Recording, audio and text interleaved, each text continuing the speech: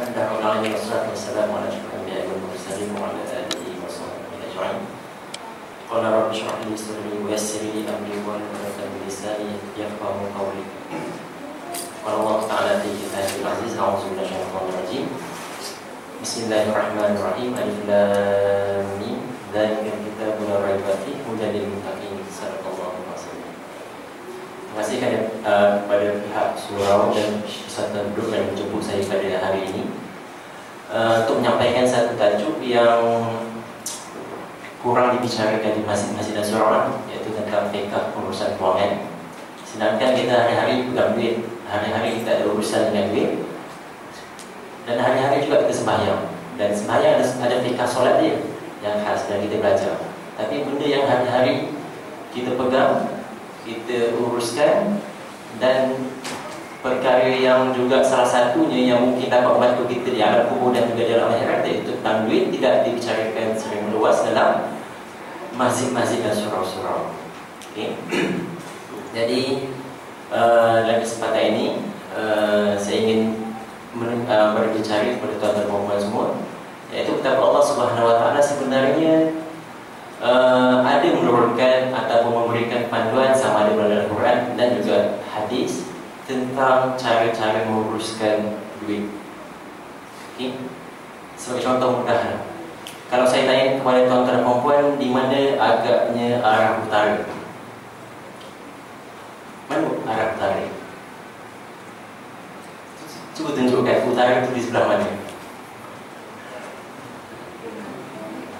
Okay. Utara itu lebih kurang ni lebih kurang. Okay. Jadi sebab kita ada kompas, maka kita tak tahu nak tunjuk arah utara itu ke mana. Okay. Begitu juga Allah dah bagi, macam saya sebutkan tadi, dzalikal kitab la raiba fihi hudan lil muttaqin. Maksudnya Allah dah bagi dah hadiah, iaitu Al-Quran. Hudan lil muttaqin, hudan ni ialah petunjuk. Pada masa sama, hudan ni datang dengan perkataan sama dengan hadiah. Okay, jadi Allah dah bagi kita hadiah, iaitu Al-Quran, yang mana dalam Quran ni semua benda ni. Tuan-tuan perempuan nak solat, zakat, puasa, termasuklah tentang cara-cara menguruskan duit. Allah dah bagi kompas, iaitu Al-Quran dan juga As-Sunnah. Dan inilah yang kurang dalam masyarakat itu, iaitu kita tidak berbicara tentang isu kewangan di masjid. Mungkin kita ingat bila sebut tentang duit, benda itu benda dunia ataupun benda yang tidak ada kaitan dengan akhirat. Sedangkan kita kena faham, dalam Quran banyak Allah sebut aqimus solat wa atuz zakat, dirikan solat dan juga bayar zakat. Kenapa dalam Al-Quran banyak kali ayat yang disebut dalam Quran? Bukan sekali dua, tapi berkali-kali Allah menggantikan ayat solat dan zakat. Kenapa agak-agaknya Allah Subhanahu Wa Taala tidak menggandingkan solat dengan perkara-perkara lain? Sebagai contoh, menghormati ibu bapa, ataupun lepas solat dia kata pergi puasa, ataupun lepas solat dia kata pergi belajar. Tapi digandingkan banyak kali lepas solat itu kena bayar zakat. Dan maka inilah yang kita kena faham, bahawa orang Islam kena bayar zakat, dan yang bayar zakat itu cuma orang kaya sahaja. Orang-orang yang tidak kaya ataupun orang fakir dan miskin, senang cerita dia patut menerima zakat. Dan Allah kita suruh bayar zakat. Yang betul lah dalam Quran tak disebut secara langsung jadilah orang kaya, yang tak disebut macam tu. Tapi Allah suruh kita membayar zakat. Jadi secara tak langsungnya Allah suruh kita ini banyakkan bayar zakat, kan? Dan jangan terhadkan zakat itu kepada zakat fitrah saja, iaitu zakat yang kita bayar pada waktu bulan puasa sebelum hari raya. Zakat ni juga ada banyak. Zakat emas, zakat perak, zakat duit simpanan, zakat saham, zakat hartanah, zakat kambing, lembu, mana binatang-binatang ternakan, zakat mungkin kita ni orang Kedah ke orang Sabah berenang, orang Serincan yang ada sawah, zakat pertanian. Kalau kita ni ada minyak, belakang rumah kita ada minyak, dan minyak tu kita punya, kita bayar zakat. Zakat harta galian. Nak tunjukkan Allah dah beritahu bahawa itu semua kita punya, orang-orang Islam lah. Dan bila kita memiliki harta, iaitu harta-harta yang Allah sebut dalam Quran ini, maka kita wajib untuk bayar zakat. Boleh sampai nisab harta itu dan juga haul dan itu. mudah. Dan rukun membayar zakat ini merupakan kewajipan kita dalam rukun Islam, yang mana disebut hadis yang lain, hadis yang mana yang berkaitan dengan rukun Islam, iman dan ihsan ini. Dan Nabi Jibril ajar bayar zakat. Sebab itulah kita kena faham bahawa selepas solat kena cari rezeki, kena ada harta untuk kita bayar zakat. Sebab masyarakat kita, bukan masyarakat kita lah, semua masyarakat di dunia ini, dan kita pun tahu di Malaysia pun sama, kita ni menilai seseorang itu dengan simbol-simbol kekayaan. Kita tengok rumah dia besar mana, kereta dia besar mana, kereta dia import ke Proton ke. Okay? Kalau Mercedes, kita kata dia kaya. Kalau dia pakai kancing, kita kata oh dia bukan orang kaya. Tapi tuan-tuan puan, orang yang pakai Mercedes tu, dia tidak dikenakan zakat pun ke atas kereta Mercedes ni. Hutang ada, zakat tidak dikenakan. Sama juga tuan-tuan puan yang ada simpan baju berjenama, Gucci ke yang mahal tu lah, Coach ke, Bonia ke, yang mahal tu pun tidak dikenakan zakat ke atas dia. Sama juga dengan baju-baju Korea set ke apa, sutra. Tuan-tuan puan ada apa lagi dekat rumah? Ada telefon bimbit yang mahal, 2,000, 3,000 satu, tak kena zakat atas telefon. Apa lagi yang tuan-tuan puan? Ada kasut yang mahal, 500 satu, tak kena zakat atas kasut. Baju kot yang kita beli 5-4 ribu pun tak ada kena zakat. Tapi Allah bagi zakat, Allah suruh kita bayar zakat atas emas, perak, duit simpanan, saham, hartanah, aset-aset tertentu lah yang dinamakan sebagai zakat terbaik aset. Jadi itu yang kita kena faham. Allah dah ajar kita, nak tahu orang itu kaya tak kaya pun tengok simbol-simbol kekayaan yang macam mana hari ini kita tengok. Oh, sebab dia tu ada kereta besar, rumah besar, maka dia orang kaya. Sedangkan mungkin dia tu beli semuanya dengan hutang. Berbanding dengan orang yang miskin, kereta pun kereta kecil, nampak baju buruk, tapi rupa boleh tengok kita jumpa dia, oh dia ada banyak saham, simpanan dia banyak. Sebab itu pertama sekali kita kena nampak Allah suruh bayar zakat untuk zakat simpanan, zakat emas dan perak 85 gram, bersama dengan lebih kurang hari ini lain dalam 12 ke 13 ribu ringgit. Jadi itu benda pertama yang kita kena buat kalau kita benar-benar faham, iaitu simpan duit banyak-banyak biar boleh bayar zakat, ataupun beli harta banyak-banyak biar boleh bayar zakat. Kena terbalikkan. Bukannya kita mengatakan oh orang yang ada harta ni jahat, tamak. Kan cuba tengok pusat zakat, lembaga zakat Selangor, berapa juta yang dikutip daripada yang bayar zakat di Selangor. Dan adakah mereka yang bayar zakat itu orang-orang jahat yang bayar membantu asnaf-asnaf di negeri Selangor ni? Adakah mereka ini perompak, pencuri dan sebagainya? Maka ini yang kita kena faham betul-betul. Sebab kita kena buang dulu persepsi ataupun salah faham yang menyatakan Islam ini tidak menyuruh, tidak menggalakkan kekayaan. Sebab satu lagi yang kita kena faham seterusnya adalah Nabi itu sendiri merupakan orang kaya sebenarnya. Cuma Nabi tidak melekat harta dia sebab dia suka bagi sedekah dan bayar zakat. Takkan Nabi suruh kita bayar zakat, Nabi tak bayar zakat, tuan-tuan puan. Nabi sebut bayar zakat, tapi Nabi sendiri tak bayar zakat. Nabi bayar zakat lah, sebab dia Nabi. Kan? Mana mungkin orang yang bagi dakwah, bagi ceramah macam Nabi, kan, suruh puasa dia tak puasa, suruh sembahyang dia tak sembahyang, suruh pergi haji Nabi tak pergi haji.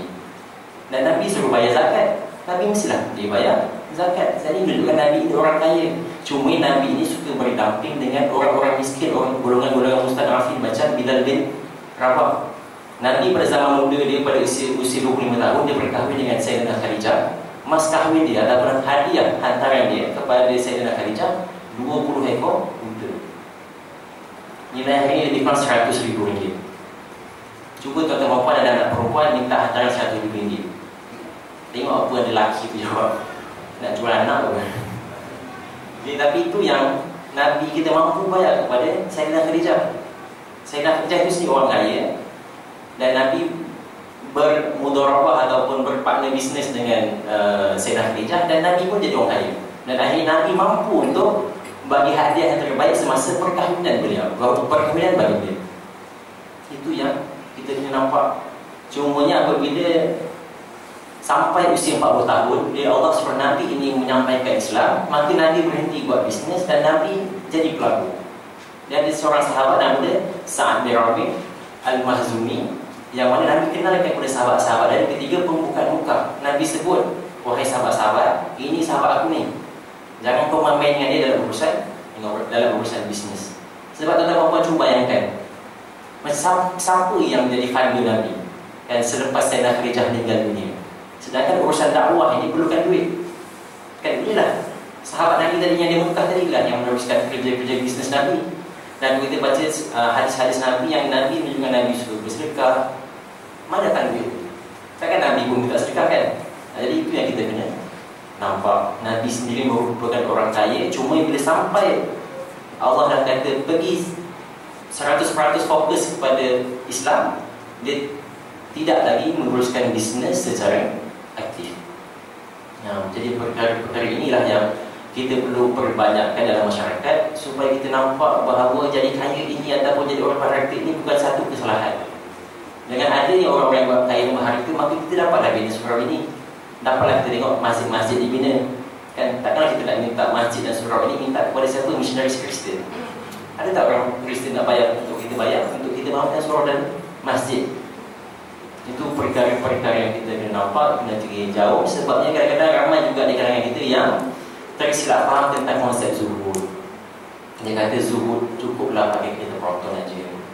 Persoalannya, kalau dia memang mampu kereta Proton sahaja, itu bukan zuhud.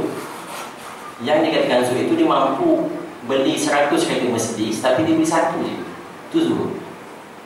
Jangan terus kata-kata orang yang nampak dia ada harta, nampak dia macam kaya sikit, kata dia tak zuhud.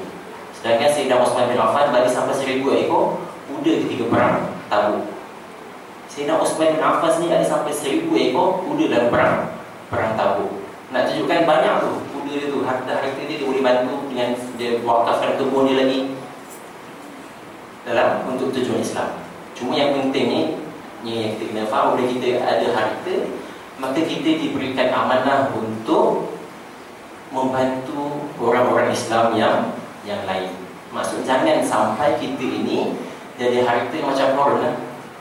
Tapi jadi harta, dia jadi macam Nabi dan juga sahabat-sahabat dia. Dan juga kita kena ingat hadis yang lain ada sebut ada 3 perkara yang akan menyelamatkan kita dan yang bantu kita dalam alam kubur. Iaitu yang pertamanya doa anak yang soleh, ilmu yang ada manfaat, dan juga sedekah jariah, iaitu wakaf harta kita yang akan kekal bantu kita sampai dari kubur sampai ke hari akhirat.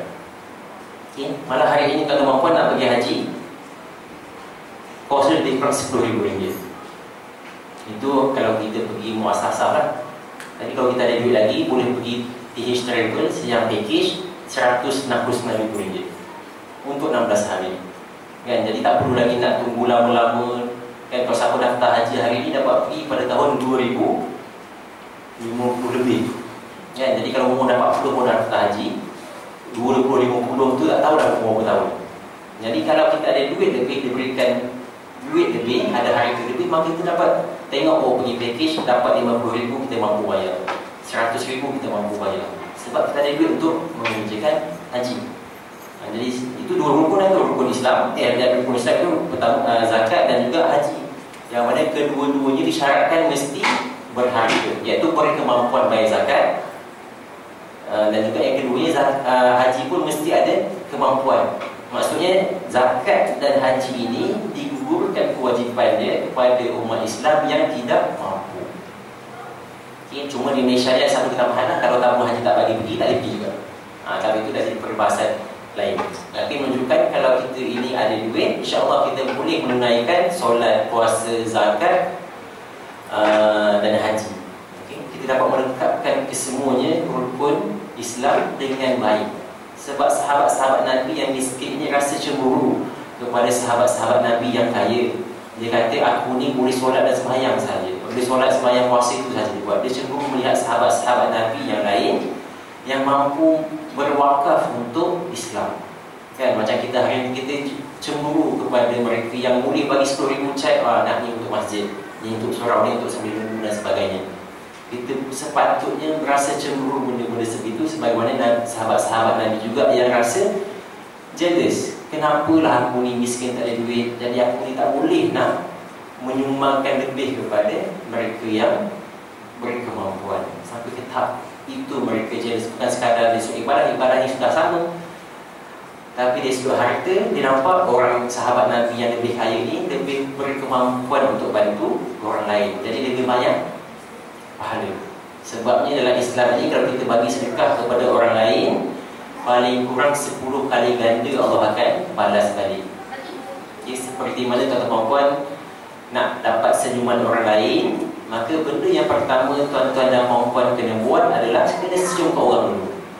Begitu juga konsepnya dalam Islam, Al-Ibroh 261 rujuk balik di mana satu benih menghasilkan 7 tangkai, dan setiap tangkai itu menghasilkan lagi 100 biji benih. Kebaikan yang kita buat, mana RM1 yang kita bagi, RM10 yang kita bagi, Allah akan kembangkan dengan cara yang sedemikian. Dan sekiranya tuan-tuan puan-puan memang terlibat dalam bisnes, maksudnya yang kalau memang bukan makan gaji lah, khususnya akan lebih nampak dengan lebih jelas. Sebab orang yang buat bisnes dia tahu masa bulan depan, bulan tentu ada gaji, bulan tentu ada projek masuk. Jadi dia benar-benar bertawakal, dan dia nak tak nak, kalau dia nak mendapatkan rezeki yang tidak diduga-duga, maka dia kena memperbanyakkan sedekah dan sentiasa bayar zakat. Kan? Kalau kita ni barangkali dapat gaji setiap bulan, maka kita kurang rasa, sebab kita tahu tak pergi kerja pun dapat gaji, malas pun dapat gaji, kan? Tapi orang yang buat bisnes dia tahu, kalau dia malas tak dapat gaji, kalau tak bayar zakat, Allah akan terus tak bagi balik. Tapi cuba kita tengok balik, cuba kita rasai sendiri. Hari ini kita ada RM50, ada RM50 dalam poket, lalu orang depan ni sepatutnya bagi berapa ringgit. Okay? Kita ada RM50 dan RM50, nak bagi berapa ringgit? Nak bagi yang RM50, nak bagi yang RM50. Jadi sepatutnya kita kena didik diri kita untuk bagi yang RM50 tu, bukannya bagi RM50 ataupun minta ada baki tak. Jadi itu yang kita kena benar-benar nampak. Sebab kena yakin. Sebab inilah benda yang kita kena tanamkan, iaitu yakin. Sebab banyak benda-benda dalam agama ini kadang-kadang kita nak fikir logik pun tak logik. Macam mana benda yang kita bagi secara matematik ni ada RM1,000, kita bagi 100, tapi boleh kembang jadi RM1,000 lagi. Tak logik, matematik tak boleh nak buktikan. Sains pun tak boleh nak buktikan macam mana RM1,000, 100 kita sedekahkan, tapi tak jadi 900 bagi ni. Dia sebenarnya bertambah. Salah satu bertambah di akhirat itu sudah pasti. Tapi pada masa yang sama Allah juga akan memberi dengan cara lain. Walau tak semestinya duit tunai dengan tunai, tapi dengan cara lain. Sebagai contoh, tiba-tiba rezeki dia murah. Orang lain beli rumah harga mahal, dia beli dapat rumah murah. Anak-anak orang lain terpaksa self-sponsored, maksudnya pergi luar negara, pergi UK, US, semua bayar sendiri, tapi anak-anak dia semua dapat kerajaan. Kan? Orang lain kereta rosak, dia pakai kereta pun sama jenis juga, tapi jarang rosak. Kadang Allah juga nak bagi dipermudahkan dengan benda-benda yang sedemikian. Sebab itulah kadang bila kita dengar orang kena rompak rumah ni, dia kata tak, ni sebab lupa bayar zakat. Dia kata lah sebab mungkin waktu dia kena ikat tu dia bermuasabah pun dia lupa nak buat. Maka Allah tak ambil balik dengan cara-cara yang sedemikian. Kan kita rosak, anak kita tidak sihat dan sebagainya. Kan? Jadi sebab itulah kita kena memperbanyakkan zakat, bayar sedekah. InsyaAllah pada masa yang sama Allah akan mempermudahkan rezeki kepada kita semua. Jadi risaulah.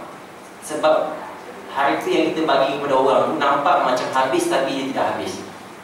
Harta RM100 yang kita ada dalam poket, ataupun kita dapat gaji RM3,000 sebulan, confirm satu TNB punya, Astro punya, Bank Islam punya, Bank Rakyat punya, kan? Jadi yang kita punya itu mana? Yang kita punya itu adalah yang kita bagi sedekah. Yang itu sudah confirm kita punya, kan? Sebab RM3,000 yang kita dapat gaji setiap bulan tu bukan semua milik kita, mungkin milik ialah kedai Robi depan ni, okay, Petronas depan ni, itu mungkin dia yang punya, tapi bukan kita yang punya. Dan secara spesifiknya Allah sebut dalam Quran tentang cara-cara mengumpul harta kekayaan ini adalah dalam surah Yusuf ayat 47, 48 dan 49. Dan masyarakat kita, saya lagi bila kita sebut tentang surah Yusuf, dia cuma terfikir satu benda. Kalau kita mengandung, nak dapat anak handsome, nak dapat anak cantik, bacalah surah Yusuf. Dan memang betul pun, sebab memang Nabi Yusuf ini sangat handsome. Tuan-tuan sebab tuan-tuan mungkin zaman muda-muda pernah rasa tak pernah lagi sampai sekarang, iaitu pada rewang, orang Jawa panggil rewang. Masa rewang tu, tuan-tuan lalulah ke belakang makcik-makcik akak-akak yang kita sedang potong bawang, potong carrot semua tu kat dapur, kat rewang. Kalau ada di kalangan mereka itu yang mengadu, kesakitan sebab terpotong jari dia ketika kita lalu tu, ada confirm kita handsome. Tapi kalau tidak pernah lagi berlaku sedemikian, kalau kita kata kita handsome tu, maksudnya tak betul lagi, belum cukup sampai tahap Nabi Yusuf. Sebab ini juga diceritakan dalam Al-Quran macam mana Siti Zulaikha. Okay? Dia rasa malu kan, kenapa dalam kau dengan budak surah ni pun orang boleh tergoda. Jadi dia pun panggil kawan-kawan dia untuk potong bawang apa dia silap. Okay? Dan dia terpotong jari dia. Semua cerita dalam surah Yusuf. Tapi itu je lah yang kita nampak. Tapi kita terlupa ayat 47, 48 dan 49 ini, yang mana dengan ayat inilah bila Nabi Yusuf mentafsirkan surah ini, dia dipendekkan cerita keluar daripada penjara dan terus jadi menteri kewangan. Okay, iaitu kita berbalik kepada ayat tadi, yang inilah fokus ceramah saya pada hari ini, iaitu tentang prinsip-prinsip menguruskan wang kita berdasarkan surah Nabi Yusuf tadi. Iaitu ayat 47, 48, 49. Sebab tu ada ayat-ayat lain yang menceritakan tentang mimpi Raja Mesir. Dan ini pun satu lagi benda yang kita kena faham. Ketika zaman Nabi Yusuf, Allah gunakan istilah Raja Mesir. Allah tidak menggunakan istilah Fir'aun yang sama seperti dengan zaman Nabi Musa. Jadi kena faham, maksudnya bukan semua yang memerintah Mesir pada zaman dahulu kali ini panggil sebagai Fir'aun. Ada yang baik ini Allah sebut sebagai Raja Mesir, bukan Fir'aun. Sebab ada di kalangan kita yang tulis dekat surah khabar kata ada Fir'aun baik, Fir'aun jahat. Tak, Fir'aun itu memang jahat. Sebab yang baik ni kita panggil Raja Mesir. Dan ini berlaku pada zaman Nabi Yusuf, yang mana satu hari Raja Mesir ni bermimpi ada 7 ekor lembu yang gemuk dimakan oleh 7 ekor lembu yang kurus. Dan pada masa yang sama ada 7 tangkai gandum yang hijau, ditutup atas dia 7 tangkai gandum yang hitam yang dah tua. Okay? Jadi Raja Mesir berasa pelik, apakah mimpi ini? Jadi dia pun panggillah semua yang ada pemerintah-pemerintah dia pada zaman Nabi zaman tersebut, minta ditafsirkan apa maksud mimpi aku ni. Maka semua orang tak dapat nak jawab. Okay, sampailah satu ketika, berita ni lah, bayangkanlah kita punya Perdana Menteri besar mimpi masuk surat khabar. Sekarang ni benda sulit pun masuk internet, tak sempat nak tahu siapa dah. Orang tahu ni kan mimpi, kan mesti keluar pula sama sekarang tiba-tiba mimpi yang pelik. Jadi sampailah berita ni satu masyarakat Mesir kepada seorang bekas panduan yang pernah sama-sama duduk dengan Nabi Yusuf dalam satu bilik. Dia pun teringat yang Nabi Yusuf ni pandai mentafsirkan mimpi. Maka dia pun minta kebenaran jumpa dengan warden penjara untuk jumpa dengan Nabi Yusuf AS. Maka dia benarkan jumpa dengan dalam penjara dan diceritakan kepada Nabi Yusuf tentang mimpi Raja Mesir. Dan ini adalah ayat 40 tadi. Nabi Yusuf berkata, hendaklah kamu menanam bersungguh-sungguh selama 7 tahun berturut-turut. Dan apa yang kamu simpan, apa yang kamu tuai, hendaklah kamu simpan bersama-sama dengan tangkai-tangkai dia, melainkan sedikit sahaja yang kamu nak jadikan sebagai bahan makan. Sambung pula ayat 48. Kerana lepas habis zaman senang tadi, kita akan menghadapi zaman susah selama 7 tahun yang akan menghabiskan semua makanan yang kamu simpan, melainkan sedikit sahaja yang akan tinggal balik. Dan sambung ayat 49. Dan bila habis zaman kemarau, akan datang zaman yang subur semula. Bila kat lembah Nil tu campaklah apa sahaja, campak benih kurma tumbuh kurma, campak benih gandum tumbuh gandum, campak benih bali tumbuh bali, akan tumbuh balik. Dan apabila Raja Mesir mendengar cerita ini, maka dia pun dikatakan cerita dikeluarkan penjara, dan Nabi Yusuf pun menjadi Menteri Kewangan, dan dia pun mentadbir ekonomi negara Mesir dengan baik. Dan ketika berlaku zaman kemarau itu, bukan sahaja penduduk Mesir yang cukup makan, tapi kita juga tahu ada kisah itu adik-beradik dia yang nak bunuh dia, dan juga ayah dia Nabi Yaakob, dan juga adik yang disayang tu Bunyamin yang datang, yang tinggal di Palestin, yang terletak lebih kurang 423 km jauh dia daripada Kahirah, datang untuk minta makanan. Jadi nak tunjukkan sebenarnya kalau kita benar-benar faham tentang prinsip kekayaan Nabi Yusuf ini, tuan-tuan puan, insya-Allah bukan kita sekadar kita sahaja yang cukup makan, malah kita juga dapat bantu sahabat-sahabat kita yang, dan juga keturunan-keturunan kita yang lain. Mudah sahaja. Okay, apa yang disebutkan itu memang mudah nak faham, dan sebenarnya semua orang boleh buat.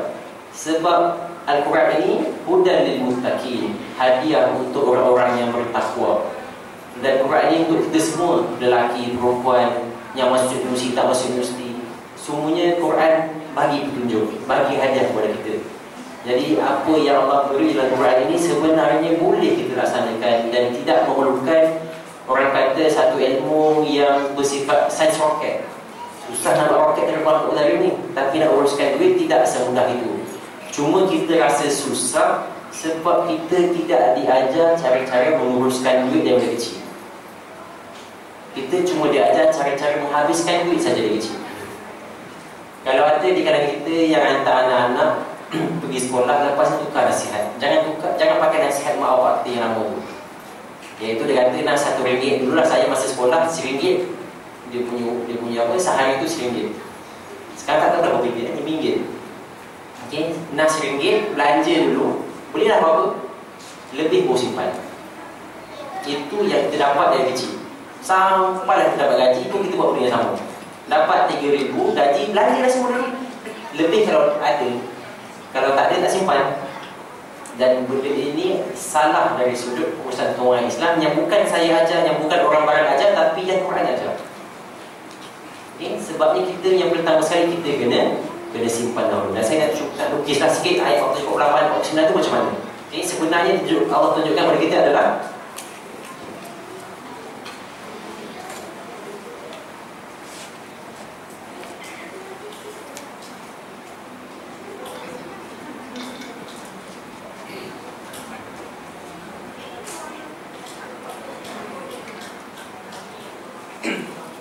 okay, apa yang Allah nak tunjukkan kepada kita adalah hendaklah kamu menanam bersungguh-sungguh selama 7 tahun berturut-turut, dan apa yang kamu tuai hendaklah kamu simpan bersama dengan tangkai-tangkainya, kecuali sedikit untuk jadikan bahan makan.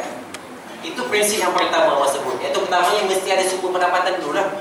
Dalam konteks Nabi Yusuf ni zaman pertanian. Jadi maka digunakanlah cerita pertanian, iaitu hendaklah kamu menanam bersungguh-sungguh.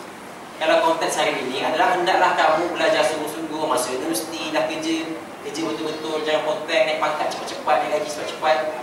Kalau buat bisnes betul-betul, untung besar-besar. Tapi tak habis sampai itu sahaja. Okey, sebab lepas 7 tu, kalau setakat pendapatan besar, semua orang senang dikelaya. Malah di KL ni sahaja, di Kuala Lumpur, merupakan pendapatan paling besar dari sudut isi rumah lah. Iaitu di KL dan Lembah Kelang ni, kalau tak ada household income 8,000, maka dia tu di bawah middle class lah, senang cerita di KL. Tapi kalau household income dia lebih 8,000, maka di KL ni dia dah termasuk dalam middle class dan ke atas. Okay? Tapi pada masa yang sama, yang paling rendah pula lah Kelantan, iaitu RM3,000. Tapi kalau kita tengok pada aspek yang lain, di KL Lembah Kelang ni, daripada 10 orang, 5 orang je ada rumah. Kan? Sebab dia nampak mungkin kalau gaji tinggi, gaji besar, kaya. Tapi kat KL ni, walaupun isi rumah dia pendapatan purata adalah 8,000, tapi hanya 5 orang je daripada 10 yang mampu beli rumah. Manakala di Kelantan yang gaji yang dikatakan pendapatan purata isi rumah cuma 3,000 lebih, tapi daripada 10 orang, 8 orang Kelantan di Kelantan mampu di rumah. Nampak tak kompleks dia? Jadi sebenarnya bukan pendapatan itu yang membolehkan kita ada duit, ada harta, silap. Tapi sebenarnya apa yang kita simpan. Sebab itu dikatakan, dan apa yang kamu tuai, apa yang kamu dapat gaji itu, simpan terlebih dahulu dalam bentuk tangkai-tangkai dia. Ini satu lagi benda yang menarik. Kita yang pentingnya simpan dulu. Jadi lepas dapat gaji, lepas dapat lawan, bonus dan sebagainya, simpan terlebih dahulu dalam bentuk tangkai-tangkai dia. Dan sikit je yang kita belanjakan untuk kita makan. Itulah yang sepatutnya, dan ini yang Quran sebut, yang Allah ajar kepada kita umat Islam semua.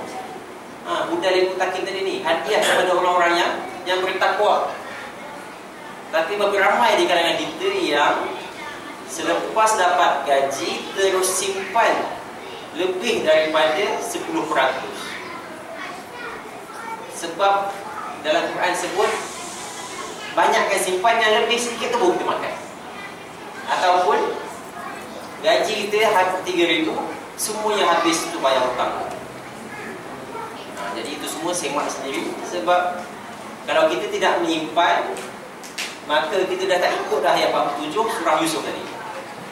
Sebab dalam surah Yusuf disebut jelas, apa yang kamu tuai, apa yang kamu dapat, simpan dahulu, selebihnya baru makan. Jadi kalau kita hari ini selama ni kita buat makan dulu, selebihnya baru simpan, maka kita tak ikut cara Quran suruh buat. Tak tahulah ikut cara siapa, tapi yang Quran suruh buat begitu. Okay? Dan cumanya yang saya kata menarik tadi, andaikanlah gandum, padi lah, kita ambil padi dan Malaysia. Selepas kita tanam tu, kenapa Allah Ta'ala suruh simpan dengan tangkai-tangkai tu? Dalam Quran istilah dia fi subulihi, bersama dengan tangkai-tangkai dia. Ia, maksudnya dalam English ni, ia pucuk sekali tu yang tampuk, macam manggis, tampuk manggis. Kenapa mesti ada macam tu? Sekali tuan-tuan perempuan cuba bayangkan, tuan-tuan perempuan nak beli rambutan, beli langsat, nak beli yang mana? Yang dah tak ada tangkai ke yang masih bertangkai? Okay? Nak sedap, belilah yang bertangkai. Sama juga dengan urusan kewangan, nak menyimpan, pastikan simpan dalam bentuk aset. Okay? Dan bukannya simpan dalam bentuk yang bukan aset. Sebab tu saya katakan tadi, dalam Islam bila kita kata aset, iaitu tangkai-tangkai tadi tu, kita kena merujuk balik kepada zakat. Sebab zakat ini ulama cari ilah dia atau sebab kenapa orang kena bayar zakat. Orang kena bayar zakat, ada dua ilah dia yang ada. Satu yang ulama-ulama yang klasik dia kata sebab harta itu harta yang berkembang. Jadi kan sebab harta itu harta berkembang, maka wajib bayar zakat. Cuba bayangkan kereta awak berkembang. Siapa sini ada kereta yang mana tahun depan tiba tayar dia tambah dulu, saya kira tambah tu lagi. Jadi harta kereta itu bukan harta sebab dia tak berkembang. Dan indah yang kedua adalah kekayaan itu sendiri. Okay? Maksudnya kekayaan itu adalah sebab, menjadi sebab untuk kita wajib bayar zakat. Sebab itu walaupun kita ada simpan emas, tuan-tuan perempuan ada emas perhiasan, tapi kalau setakat 10 gram tak wajib bayar zakat. Sebab dia belum lagi jadi ghina ataupun kekayaan itu sendiri. Di Selangor, emas perhiasan, lembaga zakat Selangor kata yang wajib bayar zakat adalah kalau simpan emas perhiasan sampai 800 gram, baru wajib bayar zakat atas barang kemas. Okay? Tapi kalau kita simpan emas biasa yang bukan barang kemas, 85 gram lah. Okay? Maksudnya mesti ada had dia. Maksudnya kalau kita tak ada emas tapi baru 20 gram, 30 gram, atau ada simpanan baru RM100, RM200, RM1000, maka benda itu tidak lagi jadi kekayaan dan tidak wajib bayar zakat. Dah lepas dia punya nisab tadi, baru kita wajib bayar zakat. Bukan sekadar lepas nisab, mesti kita simpan cukup setahun. Bulan Islam lah. Maksud kalau kita dapat bonus sekali RM50,000, tak sampai setahun dah habis. Itu pun bukan kekayaan. Okay? Sebab Islam ini bukan saja suruh harta harta yang zakat, tetapi juga harta itu mesti ada sebahagiannya perlu lebih daripada tempoh masa tertentu. Jadi kalau kita dapat bonus 50,000 tahun tu tapi tak pandai simpan, akhirnya tak kena zakat juga. Maksudnya bila tak kena zakat tu tak pandai uruskan harta lah. Sebabnya orang kaya sahaja yang wajib bayar zakat. Dan bila kita sebut harta-harta zakat ini secara klasiknya ataupun dalam kitab-kitab lama, kitab-kitab klasik lah, iaitu emas, perak, seterusnya al-an'am, iaitu binatang-binatang ternakan yang berkaki 4. Ayam bukan bela ayam tak kira zakat, tu kira zakat bisnes kalau dia buat bisnes. Beritik pun sama. Dan juga pertanian. Benda yang kalau kita ini ada makanan ruji, kita ada tanam makanan ruji kat rumah. Tapi mustahil dah kat sini dah dia ada sawah padi kan. Tapi ingat makanan ruji sahaja yang kita cakap pertanian ni. Kalau kita tanam benda yang bukan makanan ruji, tak kena zakat pertanian, tapi zakat lain.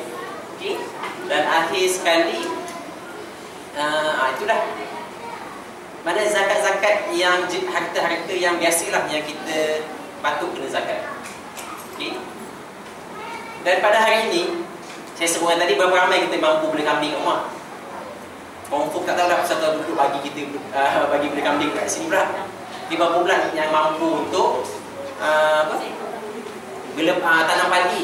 Ada sawah padi dibenarkan kat padang ni, buat sawah padi. Satu tahun bincang. Sebab itu yang disebut harga, maka pada hari ini benda itu telah berubah. Satu lagi zakat bisnes saya terlupa. Maka benda hari ini setelah pun berubah, maka kita ada aset-aset baru yang mana ulama-ulama kita bincang dan akhirnya sepakat kata itu adalah aset. Antaranya adalah wang simpanan, duit kertas yang kita ada hari ini. Itu juga adalah jenis harta yang wajib zakat dan cukup nisab dia. Seterusnya saham. Zaman Nabi tak ada bursa saham, bursa Malaysia tak ada. Tapi hari ini bukan ramai, memang majoriti dari kita ni walaupun tidak main saham, tapi sebenarnya harta kekayaan tuan-tuan perempuan, EPF, pencen, tabung haji banyak dilaburkan dalam saham-saham. EPF dia ada pegang banyak syarikat-syarikat bursa Malaysia. Tabung haji pun sama. Duit-duit pencen pun banyak, kumpulan wang amanah pencen pun banyak melabur dalam saham. Jadi walaupun pada hari ini tuan-tuan perempuan tidak ada saham secara langsung, tapi sebenarnya tuan-tuan perempuan hari ini duit EPF, duit tabung haji, duit mungkin ada duit dalam amanah-amanah saham yang lain, semuanya kebanyakannya melabur dalam saham. Dan seterusnya aset yang baru pada hari ini adalah harta tanah yang mana kita nak gunakan untuk kita sewa. Ataupun kita bila kita beli harga 100,000, jual harga 200,000, untung 100,000 tu wajib dikenakan dibayar zakat kepada lembaga zakat. Jadi itu yang dikatakan oleh Allah Ta'ala tadi, lepas dapat gaji, lepas menuai, simpan dahulu. Yang lebih baru kita makan. Jadi pada hari ini tengok balik, selama ini kita buat macam mana? Adakah kita cuma menyimpan jika ada lebih? Kan risau bank telefon nanti ni, kan kena penalti, kan nanti blacklist dekat secret, dekat sitos, dekat tu. Kan sedangkan benda yang pertama yang Allah telah sebut iaitu kena simpan terlebih dahulu. Dan simpanlah sebanyak mungkin. Sebabnya kalau kita tengok macam saya belajar dalam financial planning, kita kata 10%. Tapi bila kita tengok Quran balik, bukan 10%, tapi sebanyak mungkin. Yang lebih tu, yang pakai tu hanya untuk kita gunakan untuk keperluan asas sahaja. Dan ini untuk 7 tahun yang pertama. Sebab bila kita buat macam tu, maka confirm kita naik daripada kita tak ada duit, kosong ringgit, maka kita ada RM10,000 sebagai contoh. Okay. Maka akan datang fasa kedua. Okay. Fasa kedua ini dia berbeza-beza lah. Mungkin boleh jadi disebabkan ekonomi meleset. Mungkin ramai di kalangan tuan-tuan perempuan yang pernah merasai kegawatan ekonomi 1997, kan? Maka itu dikatakan zaman susah. Dan tak semestinya perlu tunggu ekonomi negara jatuh baru kita kata zaman susah. Zaman susah bagi kebanyakan orang juga adalah ketika anak-anak nak membesar sampai usia dia nak berkahwin. Maka daripada simpanan yang kita ni, akhirnya banyak akan dibelanjakan untuk membesarkan keluarga. Okay? Kos belajar hari ini kan, kalau tak nak ambil PTPTN kena tanggung sendiri. Pasal tuition anak lagi kan, pada anak yang tengah membesar inilah kita pun waktu itu barulah nak stabil kita punya ekonomi kan. Waktu itulah kita nak tukar kereta, waktu tu dah nak besarkan rumah. Jadi semua benda ni akan habiskan duit simpanan kita. Tapi mereka yang betul-betul merancang dengan baik, maka pada hujung ni nanti, tuan-tuan dan puan, akan masih ada lagi baki duit. Dia tak jadi kosong, tapi dia masih ada lagi baki duit. Sebabnya tadi dia menyimpan dekat aset-aset yang betul. Dia bukan lagi simpan di aset-aset yang tidak betul. Dan daripada sini nanti walaupun dia tengah susah, tadi cuba tuan-tuan dan puan bayangkan, anak bungsu tuan-tuan dan puan besok nak kahwin, dah kerja dan nak kahwin. Rasa-rasa lapang tak belakang dengan beban kewangan dah hilang. Sekarang ni rasa terbeban ke, anak lagi 10 tahun ni nak belajar. Tapi bayangkan besok anak bungsu kita dah nak habis belajar, besok terus dapat kerja, pada lusa dapat kerja terus. Mak bapak tu memang dia main seronok juga tu. Beban kewangan tu telah habis. Sebab tu kadang kita tengok ramai pesara-pesara habis pencen dia pergi overseas dulu, dia pergi bercuti. Dia tak boleh dah anak kat rumah tu. Sebab anak dia dah cukup makan, dah cukup pakai. Sebab dia dah sampai ke tahap ini, okay, iaitu mereka boleh gunakan duit yang dia ada ni untuk melaburkan duit dia. Dan ayat 49 ni adalah untuk kita melabur. Okay? Dan pada ini, dan konsep ini juga yang kita kena faham, nak melabur mesti ada duit lebih. Jangan sesekali tuan-tuan dan puan melabur tetapi tidak ada duit lebih. Kenapa boleh tak ada duit lebih? Sebab tak simpan. Dan tindakan yang paling kita perlu elakkan adalah bila kita melabur, kita pinjam duit bank, kita berhutang dengan bank untuk melabur. Dan itu merupakan tindakan yang paling tidak bijak dalam sudut urusan kewangan. Sebab dalam konsep melabur ini, tuan-tuan dan puan, dia macam pertanian. Okay? Sebab pelaburan dalam Islam ini, istilah dia adalah istismar. Istismar ini maksud dia adalah daripada perkataan samara tadi, buah. Istismar ini adalah proses pembuahan. Jadi kalau dengar bank-bank yang sebut wakalah dan istismar, itu maksudnya melabur lah tu. Mana bank jadi wakil untuk melabur. Okay? Dan bila kita tanam pokok, tuan-tuan dan puan nak makan nasi malam hari ini, petang tadi, adakah tuan-tuan dan puan nak tanam padi itu bagi tadi? Tuan-tuan dan puan makan durian hari ini, adakah pokok itu baru tanam semalam? Tuan-tuan dan puan dapat mangga daripada Kedah sekarang ni, okay? Adakah pokok mangga itu baru tanam 2 hari lepas? Sama juga dengan melabur. Melabur ni dia bukan buat bisnes. Okay, tuan-tuan kena bezakan antara baik jual beli bisnes dan juga dengan istismar tadi, iaitu pelaburan. Yang mana pelaburan ini misalnya dia lebih dan dia punya return ini datang lambat. Dia macam bercucuk tanam.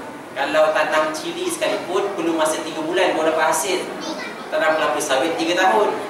Tanam durian 2 tahun. Jadi kena fahamlah mana setiap return aset ini adalah berbeza-beza. Okey. Dan sebelum saya buka sesi soal jawab, saya nak terangkan dahulu tentang, saya nak menguraikan yang lebih lanjut tentang harta dalam Islam tadi lah. Okay, sebab apa yang dalam surat Yusuf tadi disebut, apa yang kamu tuai adalah kamu simpan bersama dengan tangkai-tangkai dia, iaitu kena simpan dalam bentuk aset. Jangan kita habiskan, belanjakan duit yang kita dapat untuk simbol-simbol sahaja. Itu yang kita perlu elakkan. Yang saya sebut tadi, yang pertama tadi, Maka berdasarkan zakat, kita dapat pecahkan aset ni kepada 3 kategori. Iaitu pertamanya aset yang bersifat tunai. Tuan-tuan dan puan, aset tunai ni kita kena ada, iaitu duit simpanan, duit kertas yang terdapat tu kena ada. Cumanya tuan-tuan dan puan, kita tak boleh simpan tunai terlalu banyak. Sebab dalam Quran ada disebut, tapi tak sebut duit kertas lah, disebut emas dan perak. Siapa yang hot, ini surah dalam surah At-Taubah. Okay, siapa yang menimbulkan emas dan perak dan tak bayar zakat, masuk neraka. Okay, surah At-Taubah disebut siapa yang hoarding emas dan perak tak bayar zakat, masuk dalam api neraka. Dan pada zaman dulu memang kita pakai emas dan perak sebagai duit. Sebabnya duit ni perlu bergerak dalam masyarakat. Jadi tuan-tuan puan, nak ada tunai boleh, tapi tak perlu banyak sangat, tak perlu banyak. Cukuplah sekadar 7 bulan perbelanjaan sahaja. Mana kira-kira kita perlukan RM2,000 belanja sebulan. Kali dah 7, mana lebih kurang dalam saving account, current account tu perlu ada lebih kurang 14-15 ribu sahaja. Selebihnya kena simpan dalam aset yang lain. Kenapa tak boleh simpan banyak? Kerana aset tunai ini dia tidak berkembang dan dia akan dimakan oleh inflasi. Senang cerita, tuan-tuan puan simpan duit dalam bank biasa, akaun biasa, dapat return berapa persen tahun? Kita dapat 2-3 sen setahun. Okay? Malah kalau kita simpan dalam kelompok dekat Islam, kita panggil mudharabah account. Tapi sekarang dah berubah banyak dah, dia tak pakai mudharabah saja. Tapi investment account paling tinggi pun lebih kurang 4% rakyat bagi sekarang. Okay. Dan inflasi di Indonesia lebih kurang 3% yang rasmi. Tapi tuan-tuan mampu pun tahu sendiri, inflasi kat Malaysia ni bukan 3%. Yang rasmi betul 3%. Tapi rasa tahun minggu lepas baru je makan macam naik RM1. Datang minggu ni, lepas harga gula naik, RM100. Maksudnya inflasi dah tu. Okay. Jadi kita tahu inflasi ni akan menghabiskan duit. Sebab dia senang cerita, dulu saya sekolah RM1, RM1 dapat. Kan 50 sen pagi, 50 sen sore. Hari ni anak-anak belanja sekolah berapa? RM1 cukup makan tak kat sekolah? Kan tak, RM5 per contoh. Tapi masih dapat benda-benda yang sama. Nasi lemak, kuih satu, air. Dulu RM1 pun sama. Mungkin tuan-tuan puan yang pernah melalui zaman 30 sen, 20 sen pun sama. Nasi lemak, air, kuih satu. Apa yang berlaku sebenarnya? Kenapa tiba-tiba pada hari ini anak-anak bawa RM5 di sekolah tak dapat pula makan burger? Pizza Hut kan tak dapat. Yang dulu RM5 besar kita rasa-rasanya. Sebab disebabkan oleh inflasi. Maka duit tunai jangan simpan banyak sangat dalam akaun, sebab dia akan habis oleh inflasi. Sebab RM1,000 yang tuan-tuan dan puan-puan ada hari ini dalam akaun, disebabkan oleh inflasi, nilai dia cuma tinggal RM970 sahaja. Value dia, bukannya jumlah yang kosong-kosong tu. Tapi kuasa membeli dia cuma tinggal RM970 sahaja. Okay? RM1,000 yang kita simpan setahun kemudian. Itu baru 1,000 dan baru setahun. Cuba tuan-tuan bayangkan kita simpan duit tunai ni 30 tahun, satu hapuk pun tak dapat. Ini sebab akan habis dimakan oleh inflasi. Aset yang kedua adalah aset jenis yang tidak berkembang. Okey, iaitu dalam konteks zakat, emas dan perak sama, tidak berkembang. Tapi jangan silap faham tuan-tuan, sebab ramai juga di kalangan hari ini dia tersilap. Sebab dia ingat harga emas itu adalah nilai. Harga emas dan juga harga perak itu bukan petunjuk nilai, tetapi dia merupakan harga sahaja. Nilai itu berat. Emas dan perak nilainya dirujuk pada berat. Sebab itu dalam zakat kita kena bayar zakat berdasarkan berat yang kita simpan, 85 gram dan ke atas. Harga itu turun naik. Jadi tuan-tuan puan, kena ingat emas bukan aset yang berkembang. Tapi dia masih aset, tapi bukan aset berkembang. Sebabnya perempuan di sini yang ada cincin kahwin tu, selepas 10 tahun cincin kahwin tu jadi 10 gram tu. Ada tak beranak tiba-tiba pada keesokan harinya, abang-abang, cincin kita ni tiba-tiba dapat 2 lah, jadi 2. Pagi kita tengok ada 2 kilo. Apa beli kawan tadi? Dia tidak jadi macam tu. Okay? dan seterusnya adalah aset yang berkembang, iaitu kambing, lembu yang mana melalui kos pasar kembanglah dia. Sama juga dengan aset-aset pertanian, kita tanam sawit tiap-tiap bulan, tiap-tiap tahun dapat hasil dia. Tanam apa lagi?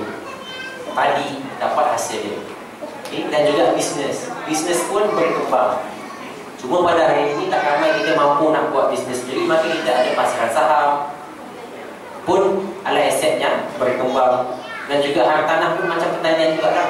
Kita beli tanah 100,000 buat tanam padi. Sama juga konsep dengan kita beli tanah, beli rumah 100,000 flat 100,000 dan kita sewa 500 sebulan, pun dapat income, pun satu asetnya harta yang berkembang. Maka tuan-tuan dan puan, boleh saya sebut dalam surah Yusuf ayat 7 tadi, hendaklah kamu simpan dengan tangkai-tangkainya. Maka inilah harta-harta dia, jenis-jenis harta dia, dan kena susun betul-betul. Ada masanya kita perlu banyak tunai, ada masanya kita perlu banyak simpan dalam aset-aset yang lain. Tapi yang pentingnya kena simpan dalam aset-aset yang boleh dizakatkan. Jadi lepas ini ubah daripada kita ni mungkin kumpul benda-benda yang sebenarnya bukan kekayaan, kita ubah simpan daripada benda yang sebenarnya adalah kekayaan, iaitu benda-benda yang mana Allah sebut, yang Nabi sebut, wajib ke atasnya bayar zakat bila cukup hisab dan bila cukup haul. Okey. Jadi itu sahaja pengisian saya pada hari ini. Saya beri masa lebih kurang 5 ke 10 minit untuk ruang soal jawab seperti mana diminta oleh pengurusi. Jadi aku boleh hazar wastaghfirullahaladzim, dan boleh bertanya soalan lah sekiranya ada, sama ada muslimin atau muslimat, dulu boleh nak bertanya. Sekian, Assalamualaikum warahmatullahi wabarakatuh.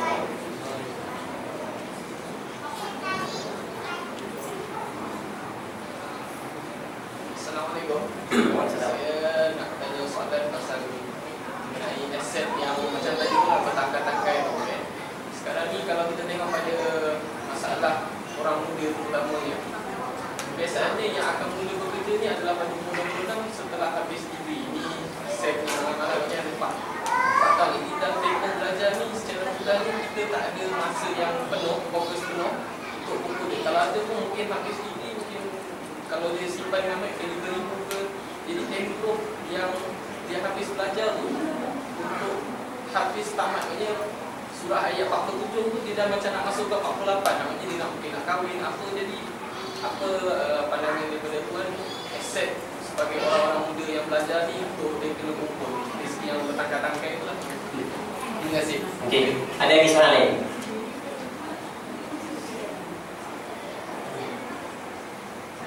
Apa? Okey. Bagaimana pengurusan perayaan zakatnya? Adakah sah terima ataupun tak boleh filosofi yang pengurusan? Okey, saya jawab soalan yang pertama dulu. Sebab tu dalam Quran ayat 7 tadi disebut, apa hendaklah kamu menanam bersungguh-sungguh dulu. Maksudnya kena ada pendapatan dulu. Jadi 7 tahun yang pertama tu dikira selepas dapat gaji yang pertama. Jadi maksudnya kalau kita grad umur 25, umur 30 lah kita sasarkan untuk mula melabur dengan serius. Jangan risau, umur 30 tahun ramai lagi yang tak melabur keluar. Ramai lagi yang 30 tahun buat tak tahu je orang muda yang dia buat. Jadi begitu. Okay, jadi yang risau belajar memanglah masa belajar tak ada duit. Tapi pada masa yang sama belajar juga ada peluang nak buat bisnes part time, sama je boleh buat. Tapi yang pentingnya masa itu 7 tahun yang pertama itu bermula selepas ada pendapatan. Jadi kalau tidak ada pendapatan, jangan risau, habiskan belajar dulu, dapat dah start kerja baru mula. Simpan dan bersabar selama 7 tahun yang pertama ini. Kena bersabar. Sebabnya kalau kawan-kawan lain, contohlah kalau ambil doktor, medik lah medik. Kan kawan saya ambil medik, dia kata tak boleh pakai kancil. Sebab kawan dia yang paling cikai pun pakai Honda City. Terpaksa beli Honda City dia. Sebab kawan-kawan dia pakai Honda City, dia doktor. Okay? Jadi kena jadi macam Nabi Nuh. Nabi Nuh ni dia dikatakan sebagai orang gila sebab bina kapal dengan padang pasir. Sama juga dalam situasi mereka yang faham urusan kewangan, dia kena jadi orang lain. Maksudnya dia tahu 7 tahun yang pertama ni kena bayarkan nyimpan. Mana kena nyimpan dulu lah. Kalau perlukan kereta, motor pun beli kereta yang buruk-buruk, tak apa. Yang kita berasa hitam tu tak apa. Mentor saya cakap, lagi hitam masak dia, lagi bagus. Maksudnya lagi buruk lagi bagus lah 7 tahun yang pertama tu. Sebabnya kereta nanti akan menghabiskan lebih kurang 1/3 daripada gaji. Bila 1/3 gaji tu dah habis ke kereta, memang tak boleh menyimpan jawapannya. Bila tak boleh menyimpan, tak boleh simpan untuk kahwin dan sebagainya. Dan cuba juga bila sudah nak berkahwin, bincanglah dengan baik dengan ibu bapa macam mana agak-agaknya boleh mempermudahkan perkahwinan tanpa perlu dibebankan dengan budaya-budaya yang memakan wang lah. Kan? Maksudnya bagaimana nak memudahkan perkahwinan untuk inilah, maksudnya yang penting tu bukan raja sehari, yang penting tu nak bagi anak dia makan selepas kahwin sampai mati. Yang penting nak hidup makan nasi selepas tu. Bukan makan nasi biryani pada kahwin itu perlu. Yang penting nasi selepas kahwin itu lebih utama. Dan yang tiga yang saya dapat sebutkan untuk mereka yang masih muda, yang masih baru-baru nak bekerja, gaji yang pertama jangan beli kereta dulu, simpan dulu, beli rumah dulu. Dan rumah tu kan nak duduk, tapi untuk sewa. Okay? Jadi benda tu untuk pelaburan. Mana simpan, mana kalau perlu minjam dengan bank, berhutang dengan bank untuk tujuan pelaburan harta misalnya. Ataupun dengan simpanan yang kita ada tu, cuba untuk belajar untuk pelabur benda yang lain terlebih dahulu. Dan insyaAllah by 30 kita dah bertapak-tapak lebih jauh daripada sahabat-sahabat yang lain yang langsung baru 30 tahun baru nak mula menyimpan. Okay? Cuma yang kena sabar 7 tahun yang tahu tu, kena bersabar, kena buat miskin. Kena buat miskin. Jangan tunjuk kaya tapi belakang ada duit. Yang penting kena buat miskin sebab kita tahu apa kita nak buat. Okay? Dan berkenaan dengan soalan seterusnya tentang KWSP, di Malaysia ini yang memang dah confirm bayar zakat bagi pihak kita cuma 2 sahaja. Iaitu yang pertamanya tabung haji. Jadi bila dah ada duit dalam tabung haji, dah tak perlu bayar zakat sebab tabung haji telah zakatkan bagi pihak kita. Dan yang keduanya, akaun-akaun yang simpan dalam bank Islam Malaysia Berhad itu telah pun dizakatkan. Tapi bank-bank Islam lain tidak buat sebegitu rasanya. Kan orang Islam kan dizakatkan. Akaun-akaun bank Islam telah pun dizakatkan. Selain daripada itu, KWSP apa semuanya kita tak dizakatkan bagi pihak. Okay? Dan dalam kes spesifik KWSP, dia sebenarnya ada beberapa pendapat. Pendapat yang pertama, dia kata dapat je duit KWSP terus bayar zakat. Itu pendapat yang popular di Malaysia.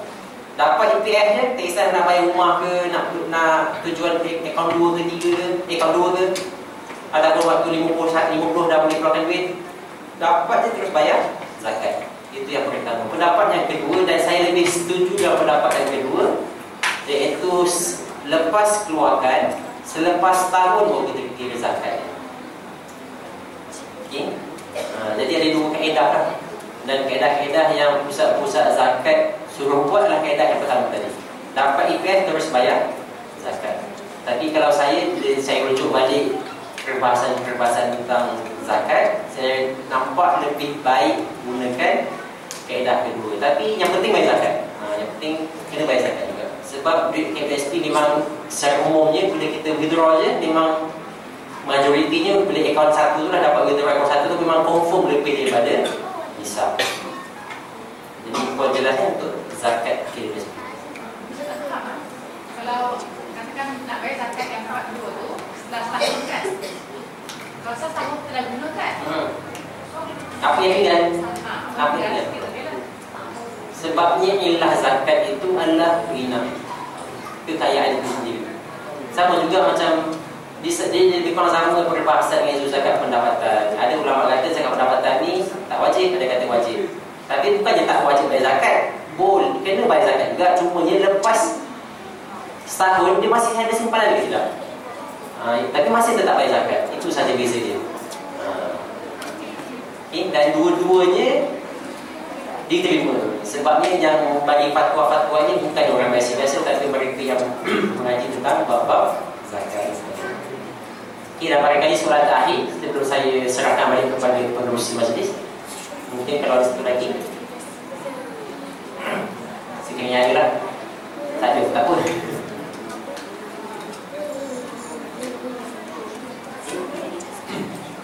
Tak ada? Okey. Kalau tak ada, terima kasih sekali lagi saya ucapkan kepada pihak surau dan persatuan penduduk. Dan sekiranya ada persoalan, tuan-tuan dan puan, pada zaman telefon smartphone ni boleh buka sekarang www.pakdi.net. Jadi di situ saya punya website, saya punya blog. Jadi dan di situ pun saya dah banyak tulis artikel-artikel secara berjumpa. Jadi boleh baca saja. Jadi kalau tak faham boleh dah cuba tanya. Cuma kadang saya ni tidak sempat nak menjawab semua soalan yang masuk. Jadi kalau tak terjawab tu minta maaf lah. Sebabnya saya rasa dah banyak dah saya tulis dalam tu. Cuma kena cari sahaja di saya punya blog www.pakdi.net. Okey. Jadi itu saja. Saya lagi aku lupa min hazal wa astaghfirullahaladzim. Saya serahkan balik kepada